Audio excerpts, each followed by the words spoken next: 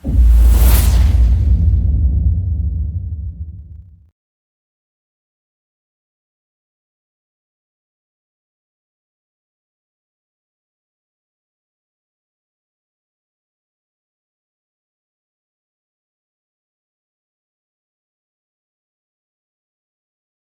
hari kemarin saya dari Bandung pulang Magetan berangkat ke Bali, dan kemarin suara saya bagus. Tapi wah, ada apa ini? Saya bersuka cita karena ini adalah hari istimewa Bapak Pendeta Noi untuk berulang tahun. Maka saya saya akan menyampaikan kabar sukacita itu. Tapi suara saya seperti ini. Mari kita buka firman Tuhan dalam Kisah Para Rasul. Kisah Para Rasul pasalnya yang ke-11. Kisah Para Rasul pasalnya yang ke-11, ayatnya yang ke-19 sampai dengan ayatnya yang ke-21. Kisah Para Rasul pasalnya yang ke-11, ayatnya yang ke-19 sampai 21. Saya memohon ada yang sebagai sukarelawan membacakan. Mohon maaf. Ya. Kisah Para Rasul pasal 11 ayat 19 hingga 21. Demikian firman Tuhan. Sementara itu banyak saudara-saudara telah tersebar karena penganiayaan yang timbul sesudah Stefanus dihukum mati. Mereka tersebar sampai ke Fenisia, Siprus, dan Antioquia. Namun mereka memberitakan Injil kepada orang yang besar. Akan tetapi di antara mereka ada beberapa orang Siprus dan orang Kirene yang tiba di Antioquia dan berkata-kata juga kepada orang-orang Yunani dan memberitakan Injil bahwa Yesus adalah Tuhan. Dan tangan Tuhan menyertai mereka, dan sejumlah besar orang menjadi percaya dan berpaling kepada Tuhan. Amin. Saya mengambil tema pada hari ini adalah berbuah di masa sukar.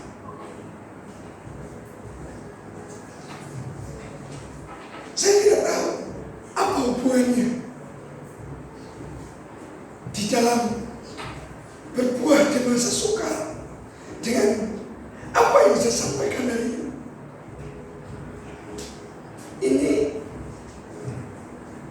masa paling sukar bagi seorang pengkhotbah ketika suaranya habis. Dan saat mengambil ini, persiapannya juga karena ini hari istimewa hambanya. Bapak Pendeta Noi juga menghadapi masa sukar. Di hari istimewanya, saya ingin memberikan banyak semangat gitu. Tapi saya sendiri masa sukar. Saya semalam-malaman nggak tidur. Bangun berdoa. Sampai beliau di samping saya mikir, ini nggak tidur orang ini. Kenapa?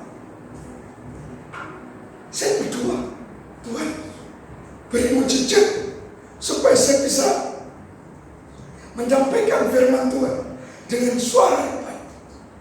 Hari Jumat malam mulai mana suara saya.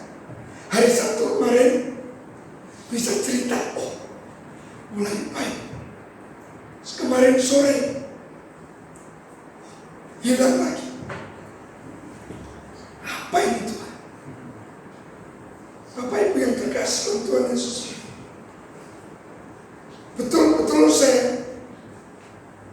merenungkan firman Tuhan ini, apa yang disebut masa sukar hanya kehilangan suara. Tapi jemaat mula-mula dalam kisah para rasul, mereka betul-betul menghadapi apa yang disebut dengan masa sukar sebagai orang percaya. Mereka menghadapi penganiayaan, mereka menghadapi ketakutan, mereka menghadapi kesulitan, bahkan mungkin mereka tidak tahu apa yang harus mereka terima di masa-masa ketika mereka sudah nyaman dengan lingkungannya, sudah nyaman dengan keadaannya. Tiba-tiba terjadi sesuatu hanya karena mereka percaya kepada Tuhan. Sebagaimana Abraham sudah nyaman dengan keluarganya,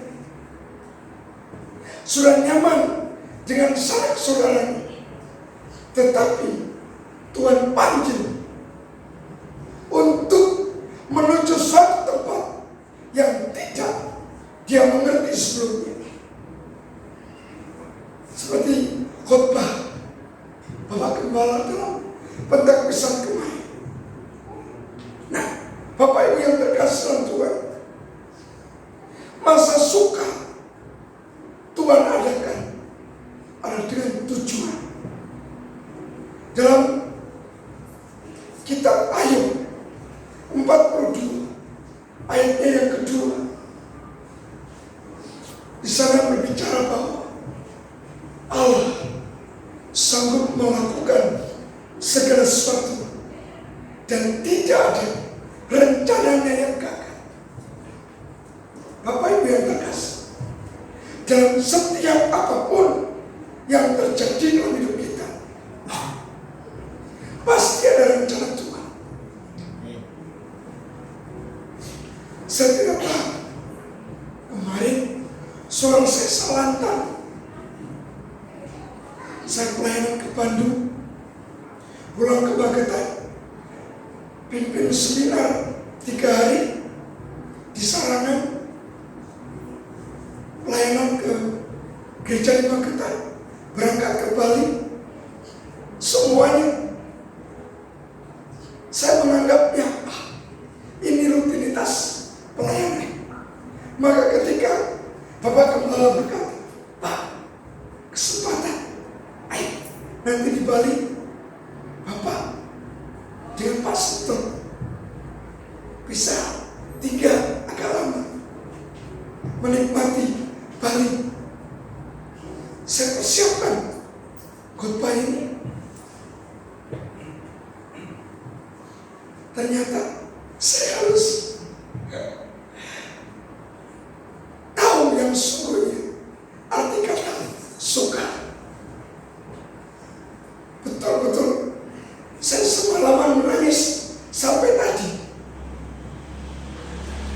Saya nggak mungkin nangis di samping panggung.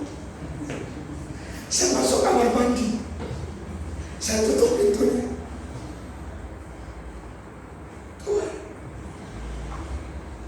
Tuhan mau buat apa? Firman Tuhan mengingatkan bahwa engkau harus terima dulu berkat sebagai orang yang tahu arti berbuah di masa suka. Bapak Ibu yang terkasih Tuhan Yesus, jemaat mula-mula mereka tidak ingin hidup dalam penganiayaan. Mereka tidak ingin siapapun kita. Semua masa pandemi kemarin, saya mendengar dari beliau Pak Pendeta Noe, hampir di Bali ini semua mengalami kesulitan. tidak hanya dibagi, di Magetan juga begitu. Kami di Magetan petani, kami panen, petani sayur, kami panen, tapi tidak bisa dijual. Masa berton-ton sayuran kami konsumsi sendiri. Ternyata tujuan itu saya buka warung gotong royong. Kalau mengikuti di Facebook saya, setiap hari Jumat kami Kamis malam ada doa dengan jemaat. Wah, bagaimana ini? Karena nggak laku, dijual kemana? Ada satu orang yang berkata, "Pak, kita jual kepada Tuhan." Bagaimana dijual kepada Tuhan? Yaitu dengan dibagi secara gratis. Bagaimana operasional gereja selama 2 tahun? Kesulitan itu ternyata ketika Tuhan yang melakukan segala sesuatu, kami dipelihara.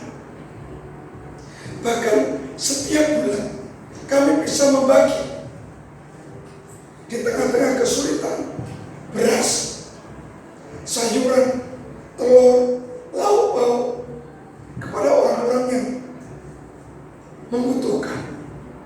Nah, dari sini kita belajar bahwa masa sukar Tuhan adakan karena Tuhan punya tujuan. Sebagaimana jemaat mula-mula di dalam penganiayaan ini, dalam ayatnya yang pertama dikatakan, ayat yang 19, sementara itu banyak saudara-saudara yang telah tersebar karena penganiayaan yang timbul sesudah Stefanus dihukum mati. Di sini yang sangat menarik adalah 2 kata yang sangat kontras.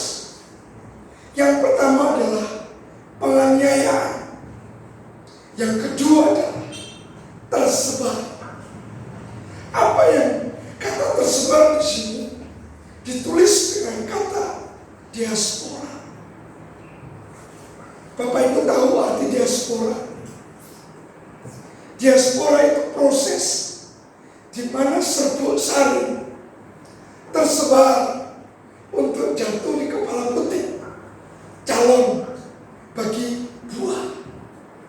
Maka kalau serbuk sari itu jatuh di kepala puting calon buah, pasti akan menghasilkan buah. Maka 2 kata yang dipakai oleh Rasul Paulus ini sangat-sangat indah. Apa yang dimaksudkan?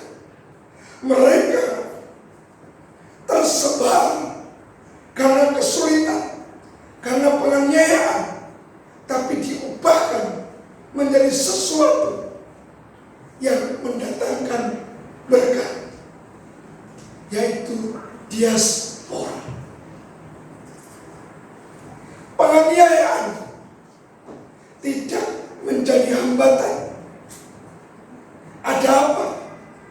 Kesulitan, kesukaran tidak menjadikan sesuatu halangan untuk mereka bisa menjadi berkat. Mari kita lihat dasar dari jemaat yang mereka miliki, tertulis dalam kitab 1 Petrus pasalnya yang 1 ayat 3 sampai dengan ayatnya yang ke-4. 1 Petrus 1 ayat 3 sampai dengan ayatnya yang keempat. Mohon yang bisa menemukan, menolong satu bacakan. Silakan. 1 Petrus 1, 3-4. 1 Petrus pasal 1 ayat 3 dan 4. Terpujilah Allah dan Bapa Tuhan kita Yesus Kristus, yang karena rahmat-Nya yang besar telah melahirkan kita kembali oleh kebangkitan Yesus Kristus dari antara orang mati kepada suatu hidup yang penuh pengharapan, untuk menerima suatu bagian yang tidak dapat binasa, yang tidak dapat cemar, dan yang tidak dapat lain, yang tersimpan di surga bagi kamu. Amin. Dasar inilah yang menjadi semangat jemaat mula-mula, yaitu mereka memiliki sesuatu yang istimewa, yaitu apa? Pengharapan yang tidak dapat layu, yang tidak dapat cemar, yang tersimpan di surga, yang diuntukkan bagi kamu. Kalau memiliki sesuatu yang istimewa, apa artinya kesulitan? Apa artinya penganiayaan? Apa artinya tantangan? Apa artinya sesuatu yang istimewa tidak dapat dihalangi oleh apapun? Seperti kemarin firman Tuhan yang disampaikan oleh hamba-Nya, ketika terang itu ada dalam hidup kita, kegelapan tidak akan bisa menguasai. Bapak Ibu, saya ketika mengalami musibah terbakar, saya ini umur 32 hari terbakar. Tangan saya ini harus saya gendong sampai usia 8 tahun. Maka saya kesulitan untuk beraktivitas pakai tangan kiri. Jadi fungsi tangan kiri saya ubah ke tangan kanan. Tangan kanan saya ubah untuk tangan kiri. Jadi aktivitas kita. Betapa saya kesulitan. Tetapi Bapak Ibu, akhirnya ternyata kesulitan tangan kanan ini, dokter psikologi berkata bahwa itu baik, karena otak sebelah kanan saya ini sudah tidak berfungsi. Otak sebelah kanan saya ini terbakar, tidak berfungsi. Maka untuk motorik harus otak sebelah kiri. Maka otak sebelah kiri ini akan menggerakkan motorik tangan kiri, yaitu untuk menulis, beraktivitas. Dan kesulitan-kesulitan saya paling berat ketika memainkan gitar. Dengan tangan seperti ini sangat sulit saya main gitar. Jadi gitar itu harusnya punya jering gitu ya, tapi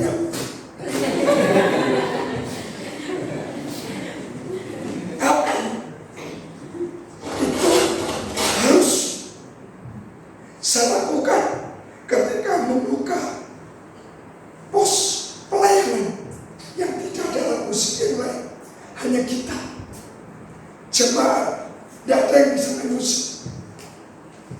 Jadi yang Tuhan, Pak Pendeta Noe juga pernah alami main musik, sekaligus pimpin liturgis, pimpin introitus, khotbah, main musik. Kalau Pak Pendeta Noe, ya sampai hari ini mungkin ya anak-anaknya yang meneruskan. Saya waktu waktu ditinggal Pak Noi pulang ke kampus main gitar. Gitu ya. Kesulitan. Tetapi dari kesulitan itu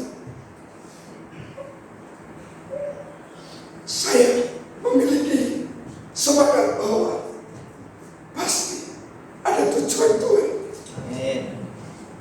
Jemaat akhirnya melihat gembalanya main musik.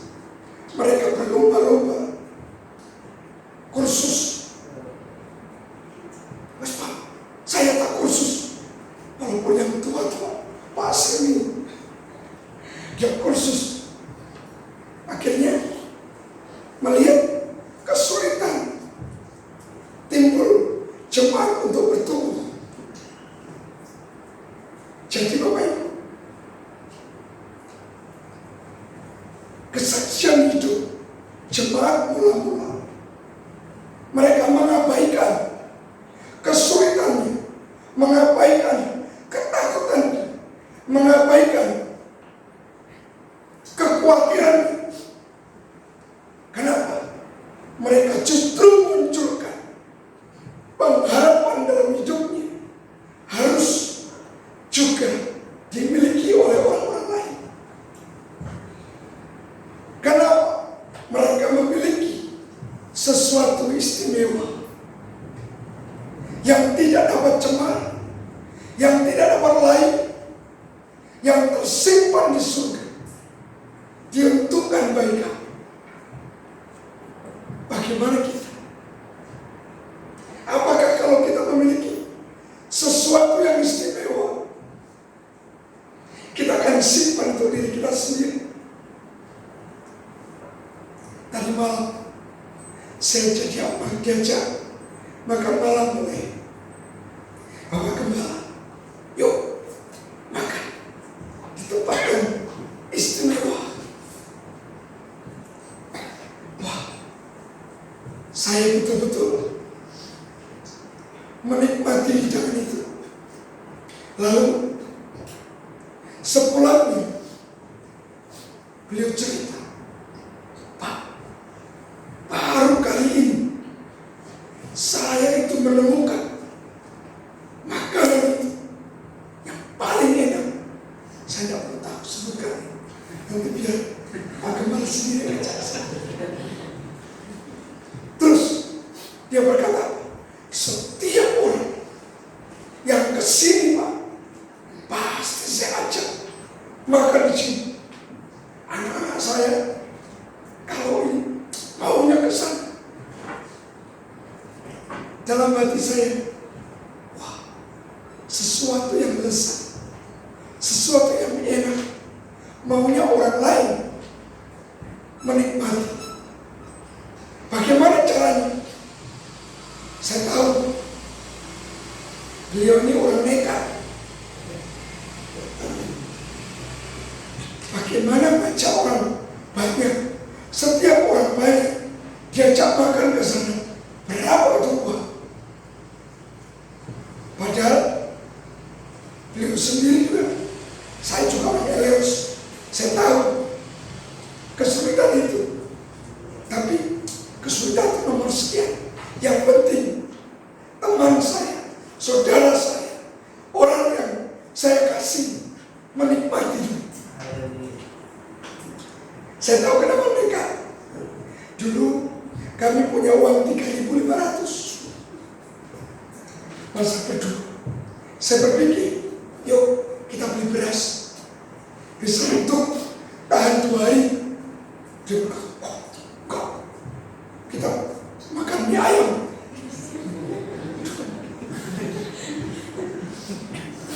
Gimana nanti kalau makan mie ayam, satu mangkok itu 1.500.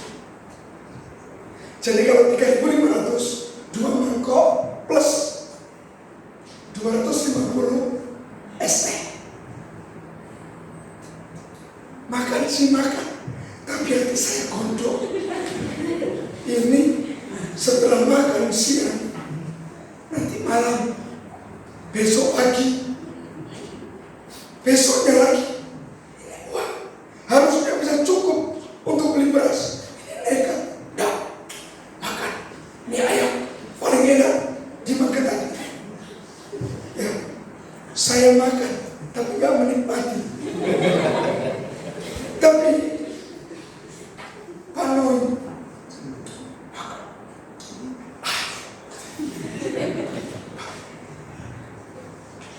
kami pulang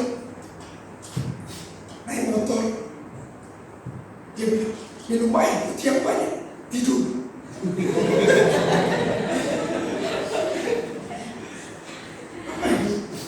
Ketika saya berkata, Pak, saya panggil dia Ejeka, karena saya senior. Ejeka, terus gimana selanjutnya? Dia bilang ke saya, hidup ini praktek. Ya sudah. Saya tidur. Sore waktunya makan malam. Saya keluar habis mandi. Dia bilang ke saya, ayo makan malam. Hei, uang dari mana? Sudah, ayo pergi. Kami pergi ke satu tempat di rumah seorang ibu janda. Bukan janda kembar, janda udah tua. Ketika kami datang, ibu ini senang sekali. Aduh Pak, puji Tuhan, Bapak datang. Kami mau ke sana loh Pak, antar makanan. Orang Kupang pas sudah.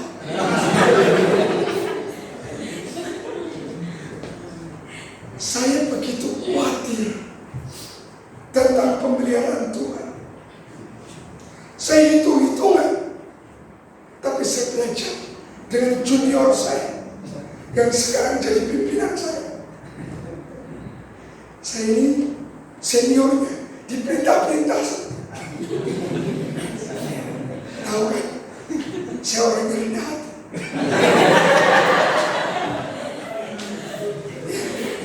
Saya belajar dari yang banyak. Kesulitan tidak menjadi halangan untuk dia menjadi berkat. Sampai hari ini, tadi malam ketika beliau cerita, setiap orang yang datang ke Bali ini Pak, harus saya bawa. Saya cuma pikir dalam hati, ini kelekatan nggak berubah. Saya tahu kesulitan apapun ketika beliau memimpin saudara ini dan mengangkat saya sebagai humas terpaling rendah dari seluruh struktural paling akhir. Dan saya berkata siap, karena saya tahu kesulitan apapun di saat ibu sakit masih terus menjalankan tugas-tugas. Untuk apa? Ini tanggung jawab yang Tuhan berikan. Jemaat mula-mula di dalam kitab Kisah Para Suri, mereka memiliki sesuatu yang istimewa dalam hidupnya, yaitu pengharapan di dalam kuasa kebangkitan Yesus Kristus, kemenangan. Dan saya percaya itu semua akan menjadikan kita juga bisa berbuah jika kita memiliki sesuatu yang istimewa itu. Ini dasar jejak iman.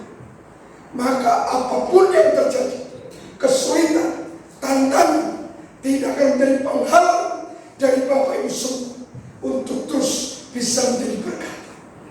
Amin. Yang kedua, dalam ayat yang ke-20, ayat yang ke-20,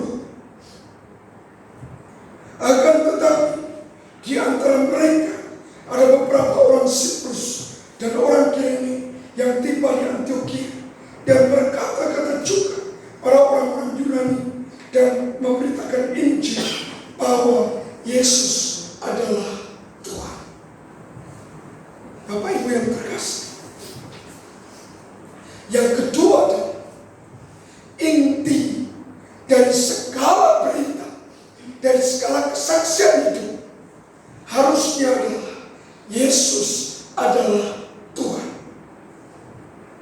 Kata Yesus adalah Tuhan adalah menjadikan Yesus yang dalam hidup kita, yang terindah, termanis, tersuci, terbesar dalam seluruh kehidupan kita. Bapak Ibu yang terkasih, Tuhan Yesus, ada banyak sekarang ini berita-berita yang dikotbahkan di atas mimbar, ada tentang kesuksesan, tentang popularitas, tentang kejayaan, tentang kekayaan. Yesus bukan lagi menjadi berita yang paling indah di atas mimbar hari-hari ini. Tetapi kita belajar dari orang-orang jemaat mula-mula, Yesus adalah Tuhan, tidak ada yang lain. Bapak Ibu, beberapa waktu yang lalu saya sebagai ketua Bamak Kabupaten Magetan, ada datang seseorang kepada saya, utusan dari pendeta besar di Jakarta, Pak Yusa, panggil saya Pak Yusa. Mohon bisa diizinkan untuk diadakan seminar hamba-hamba Tuhan di Karisdena Madiun. Ini biayanya Pak, uang bukanya sudah disiapkan 600 juta. Bapak Ibu, 600 juta disiapkan untuk saya bisa mengadakan seminar. Jadi seminar hamba Tuhan yang datang dikasih uang 500 ribu konsumsi, dan juga nanti dia bilang kepada saya, gereja-gereja yang membutuhkan Pak, ada bantuan. Gereja-gereja yang sedang membangun, ada bantuan Pak, minimal 150 juta, tergantung. Coba, itu tawaran yang menggiurkan. Insentif untuk Bapak Ketua Panitia 10%, 600 juta, 10%-nya 60 juta. Saya bisa rekreasi ke Bali sebulan penuh, tinggal di Hotel Orange, ya kan? Tapi ketika saya meminta siapa pembicaranya, Bapak ini Pak, dan saya tahu yang diberitakan adalah Yesus bukan Tuhan. Kristen, gereja besar, Yesus bukan Tuhan. Nanti Bapak Gembala bisa mengupas ajaran-ajarannya hari-hari ini, sangat mengerikan. Dan saya berkata, kalau itu bukan berita tentang Yesus adalah Tuhan, mohon maaf, cari yang lain, cari tempat yang lain. Kabupaten Magetan adalah tetap memegang Yesus adalah Tuhan. Bapak Ibu, hari-hari ini gereja dengan diskotik gak ada bedanya. Di sini kipas angin, masih gereja mulai-mulai. Kalau di Magetan, kipas gini, itu bisa bertahan puluhan tahun. Karena yang goyang bukan kipasnya, tapi orangnya. Tapi jemaat tidak kehilangan sukacita. Jemaat tetap setia di jemaat, menjadi orang-orang yang militan. Kenapa? Yesus adalah Tuhan.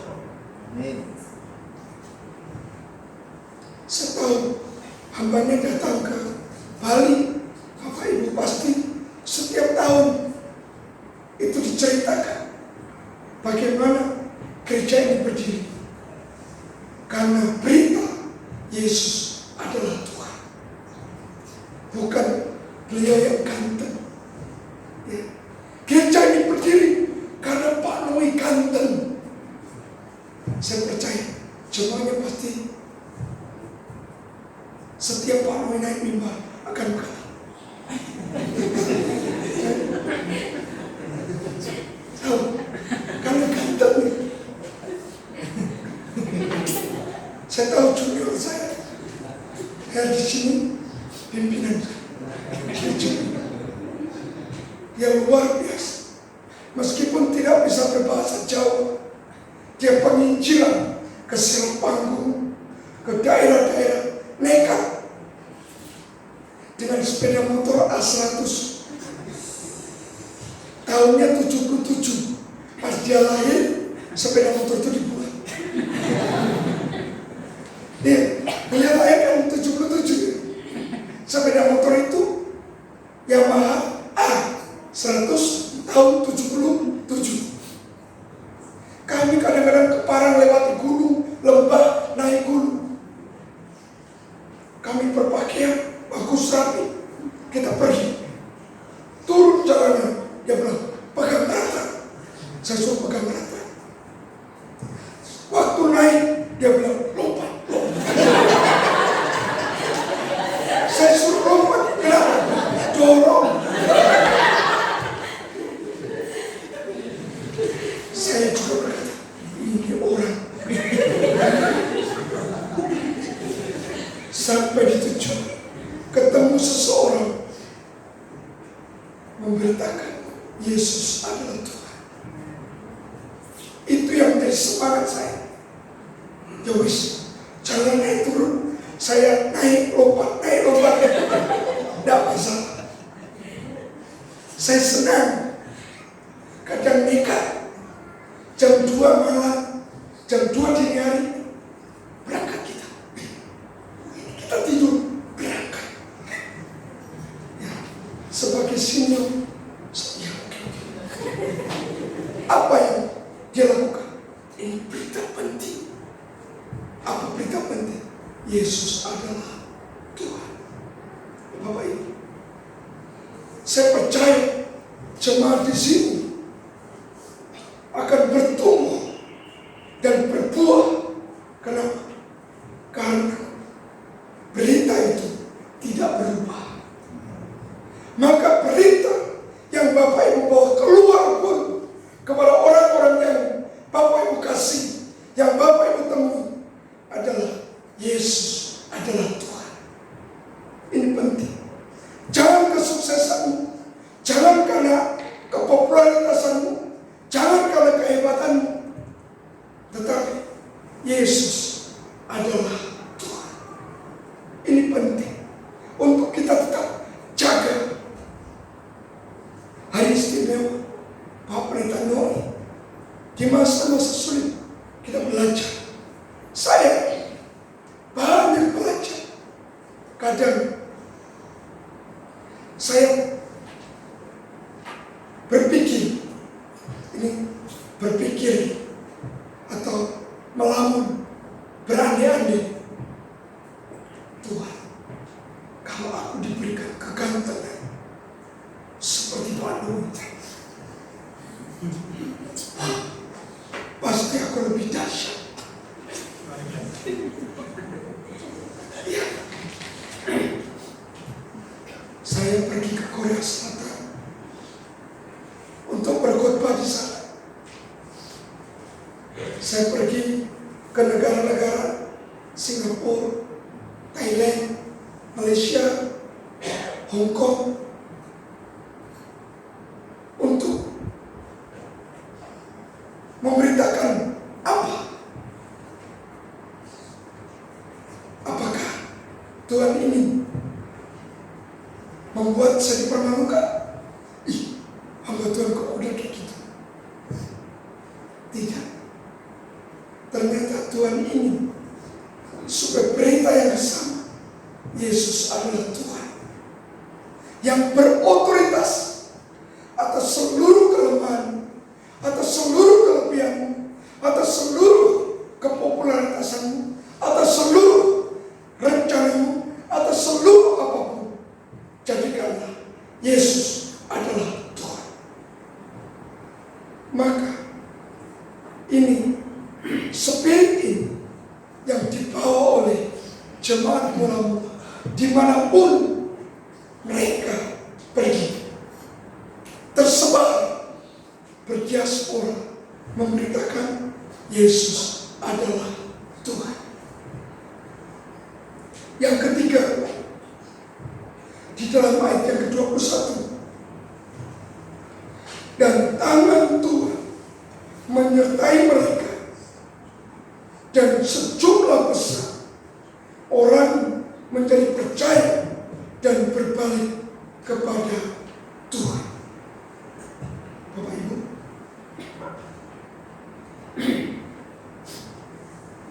dan di dalam kata-kata yang lain dituliskan dalam kitab Kisah Rasul pasal 8. Di sana dikatakan bahwa keberadaan orang-orang percaya menjadikan sukacita yang besar bagi seluruh kota itu. Luar biasa. Kehadiran orang percaya harus menjadi sukacita yang besar bagi kota itu. Pak Pendeta Noi dulu kalau pergi ke Selopanggung, jarak 500 meter sudah terdengar itu Pak Noi. Karena sepeda motor itu kalau sudah masuk namanya Porliman atau perlimaan itu sudah terdengar.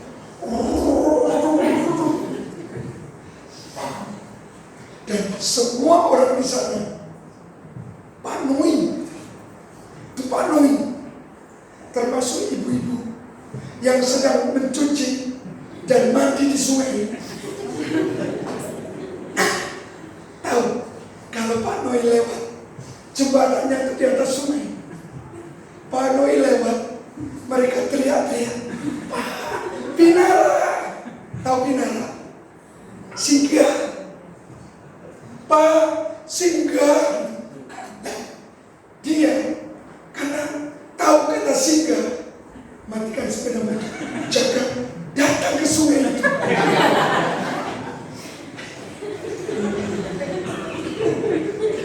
Saya berkata, maksudnya itu apa ini?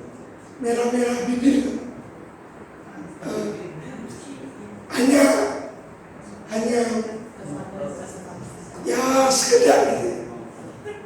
Karena saking sukacitanya melihat Pak Noi, mereka berkata, Pak Pinara gitu. Ibu-ibu, anak-anak gadis banyak kan.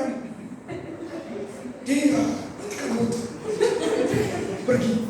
Iya Bu, semuanya bingung.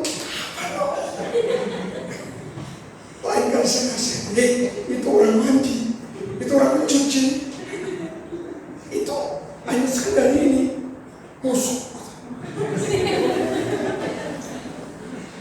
Yang saya ceritakan ini adalah kehadiran kita menjadikan orang bersukacita. Karena Pak Noi sekalipun tidak bisa berbahasa Jawa, bercakap-cakap dengan orang Jawa yang tidak berbahasa Indonesia, bisa berjam-jam. Saya berpikir, ini gimana cerita? Iya kan? Satu berbahasa Jawa, satunya nggih. Lau. Tapi bisa berjam-jam dengan namanya Pak Pardi. Tahu, konconya. Bisa berjam-jam. Ketika orang bisa curhat ke Pak Noi, saya sampai iri. Aku Om Jowo, dia curhat cuma sebentar sama saya. Pak, gini. Tapi curhat dengan Pak Pendeta Noi bisa berjam-jam. Apa sih istimewanya dia? Saya berpikir begitu. Ternyata mendengar dan memberikan berita-berita penghiburan, menguatkan, itu menjadi kesukacitaan. Berjam-jam dengan Pak Pardi, dengan Pak Sama, Pak Parlan, Pak Saper. Pak Saper itu udah tua, pakai apa itu? Topi Joshua itu. Doa pagi jam 4, dia udah datang di tempat-tempat muda. Kamu itu orang tua itu, usia 60 tahun. Kamu baru datang. Dia berkata, saya pikir anak kecil. Tapi senang kehadiran hambanya menjadi sukacita bagi orang-orang yang kehilangan pengharapan. Hari ini, bagaimana kehadiran kita di tengah-tengah lingkungan kita? Kalau gereja sampai ditolak kehadirannya, itu memang tantangan. Kita juga memiliki tantangan. Tapi ketika kehadiran ditolak, tetap bisa menjadi berkat. Itu yang luar biasa. Pak Pendeta Noi mencarikan dana untuk gereja. Berapa kali ditolak. Duduk, orangnya keluar dari kamar, pergi kamar mandi, gak balik-balik. Dia tunggu jam 7, jam 5 sampai jam 7. Kok gak datang-datang? Dan banyak masuk kamar mandi, keluar pintu yang lain. Tapi dia gak patah semangat. Terus, tetap. Maka sampai orang itu berkata, luar biasa. Bagaimana Bapak? Kehadiran kita harus menjadi berkat. Di sini saya tadi memuji terus. Saya puji terus. Setelah di hari istimewanya ini, dia tetap pada teladan yang sama ketika saya bertemu tahun 96 dengan dia. Sampai hari ini kami bersama-sama. Saya melihat dia terus memberikan teladan iman seperti jemaat mula-mula. Dan Bapak Ibu yang terkasih, berkatnya adalah di dalam ayat yang ke-21 bagian pertama, dan tangan Tuhan menyertai mereka. Bapak Ibu, apalah artinya kesulitan kalau tangan Tuhan menyertai? Apa artinya ketakutan, kekhawatiran kalau tangan Tuhan menyertai? Saya percaya kita semua punya tantangan. Di dalam Yesaya, Tuhan menuliskan, janganlah takut, sebab aku ini Allahmu. Janganlah bimbang, sebab aku menyertaimu. Aku akan menuntunmu, memegangmu dengan tangan kananku yang membawa kemenangan. Bapak Ibu, saya mau praktekkan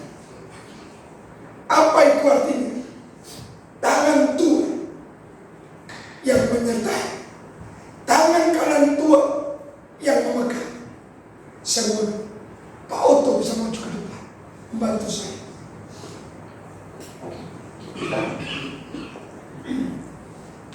Kalau berjabat tangan dengan tangan kanan, mari kita berjalan.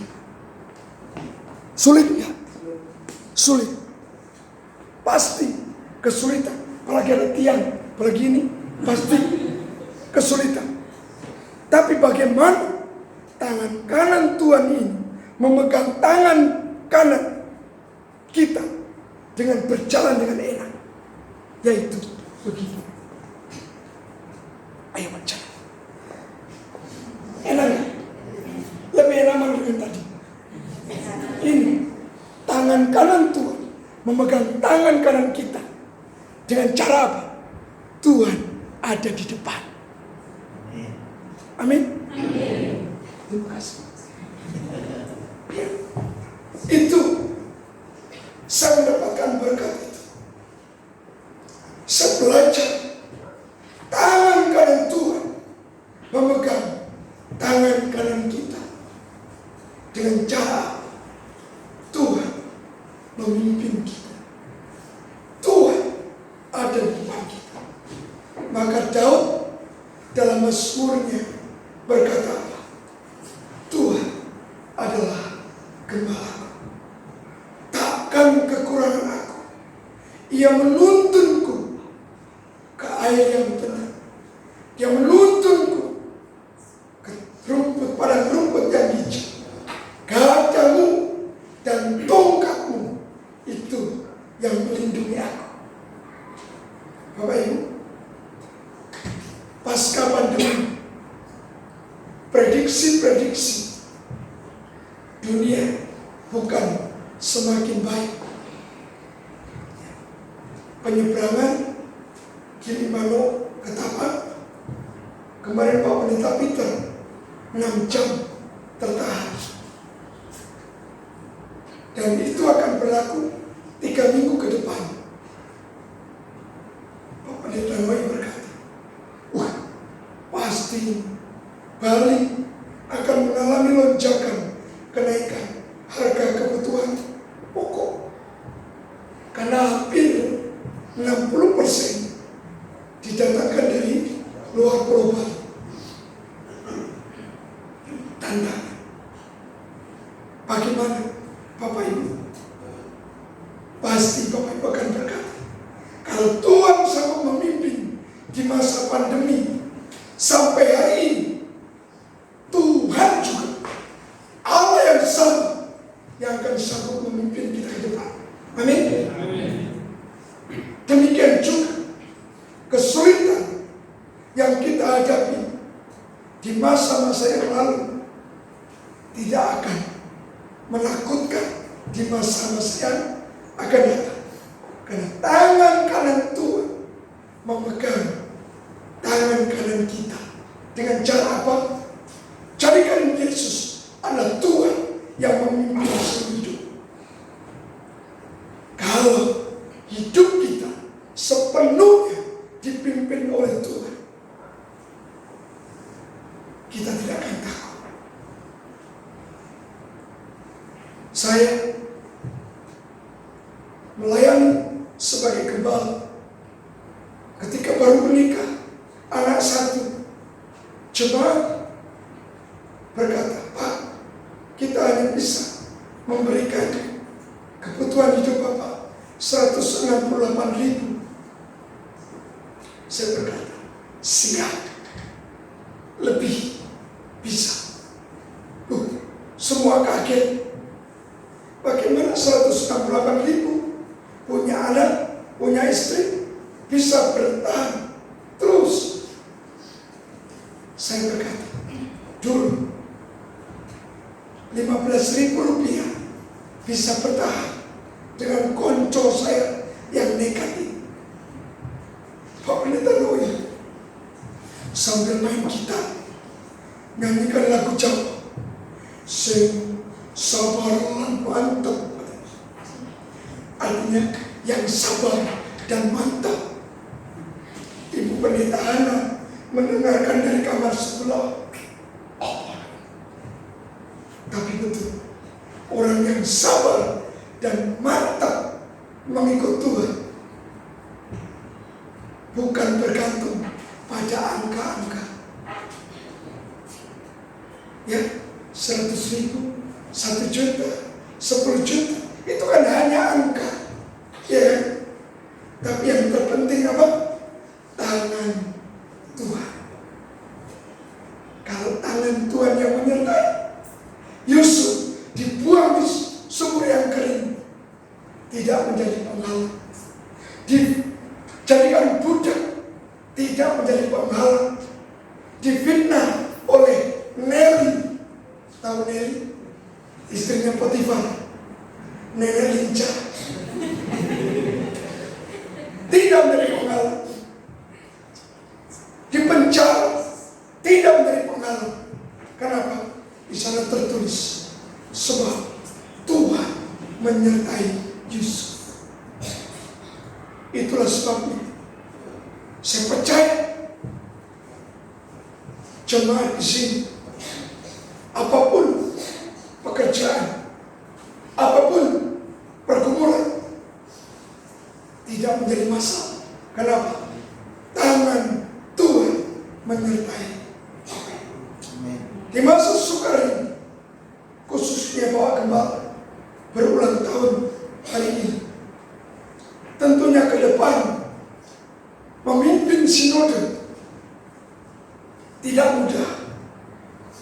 Kalau sudah akhir bulan, bendahara berkata, "Pak,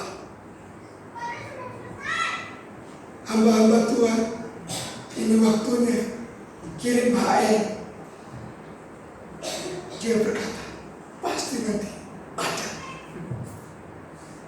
Datang, dia berkata, "Pasti nanti ada." Di hatinya bagaimana? Dan serta hatinya berkata, "Tuhan yang menyertaiku, Tuhan yang akan memberkati, menggembalakan." Juga tidak mudah. Dengan berbagai latar belakang jemaat yang bermacam-macam. Kalau saya gampang, hanya orang Jawa, niat satu, hanya istri saya. Tapi Pak Pendeta Noi, ada dari Manado, Kupang, Nias Selatan, paling sulit diatur. Nias Tengah, suka melawan. Nias Barat, sampai Hege, Nias Timur. Tapi setelah di sini, tangan Tuhan menyertai hamba, menjadi nias-nias yang disertai Tuhan, menjadi sumba-sumba yang disertai Tuhan, menjadi orang-orang Kupang yang menjadi berkat bagi banyak orang. Itulah panggilan kita. Kesukaran jangan menjadi halangan kita untuk menjadi berkat. Amin. Jadikanlah hidup kita diaspora, yang tangan kasih Tuhan menyertai dan memberkati kita. Kita berdoa.